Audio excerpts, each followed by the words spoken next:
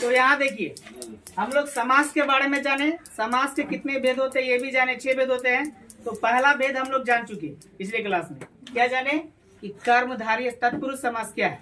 तो अब हम लोग जानेंगे कर्मधारय समास का डेफिनेशन।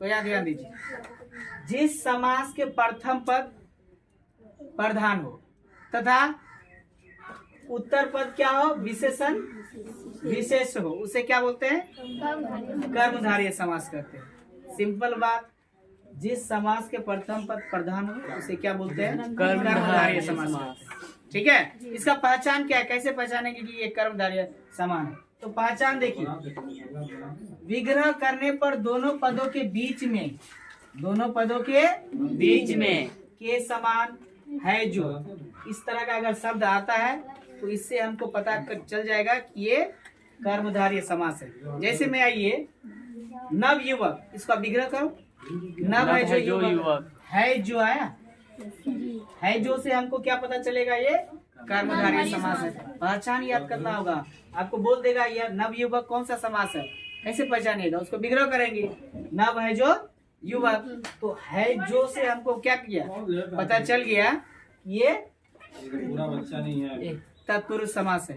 इसी तरह पीताम्बर, पीता है जो अंबर, ये कौन समास हो गया, कर्मधारय समास। कैसे पता चला, विग्रह किए तो है जो आया, है जो के समान इस तरह का शब्द आएगा तो इससे क्या पता चलेगा, विग्रह करने पर ये कर्मधारय समास है।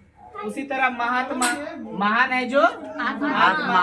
अब यहाँ देखिए, चरण कमल, कमल के समान चरण, इसका विग्रह करेंगे, कमल चरण को तो क्या आएगा, कमल के समान चरण, यानी जिसका चरण जो हो कमल के समान उसको क्या बोलते हैं, कमल चरण। तो कमल चरण कौन सा समास है आपको बोल देगा, कैसे बताइएगा, कर्मधारय। कौन समास है बोलिएगा तो क्या बोलिएगा, कर्मधारय। कैसे पहचाने, के समान है जो, इस टाइप का जो आएगा तो वो कर्मधारय समास में आ जाएगा। Any problem now. इसी प्रकार ये प्राणी प्रिय, प्राणों के समान प्रिय, ये समान आया है कि नहीं।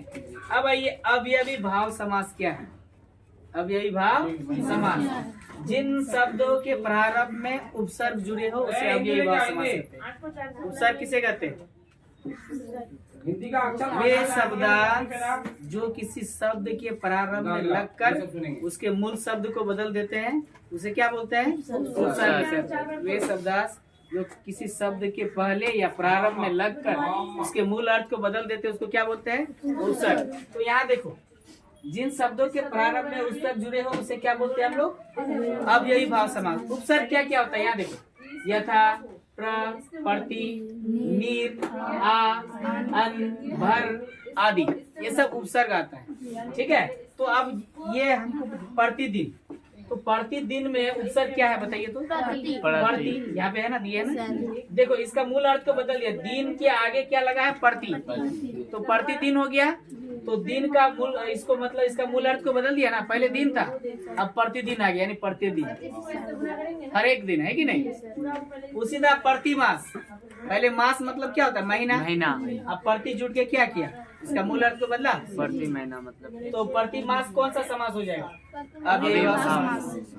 आजन्म कौन सा समास आएगा, अवयवी भाव समास। अवयवी भाव समास कैसे पता चला बताइए, तो आजन्म अवयवी भाव समास है क्योंकि इसके पहले उपसर्ग जुड़े, उपसर्ग बोले तो इसमें उपसर्ग क्या है, आजन्म में।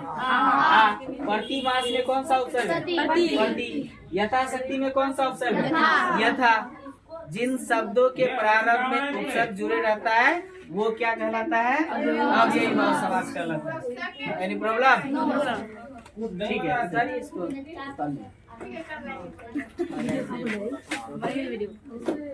अरे